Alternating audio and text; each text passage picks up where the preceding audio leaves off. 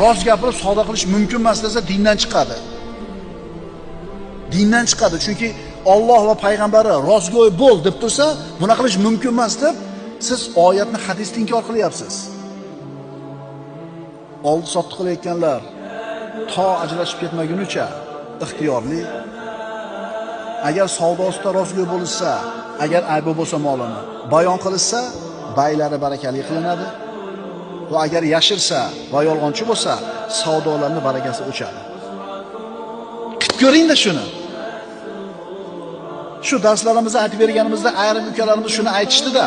Domla, mana shunaqa qiluvdim, boshida qiyin bo'ldi deydi, lekin zo'r ekan deydi. O'sha klient qaytib keladigan bo'lib qoldi deydi.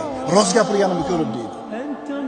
Sotilayotgan molda aybini xaridorga aytmaslik, bayon qilmaslik, berkitishlik harom bo'lgan amal. Kim mana shunday yo'l tutayotgan bo'lsa, Alloh taolaning rahmatidan chiqib ketadi, Alloh taolaning g'azabiga qoladi.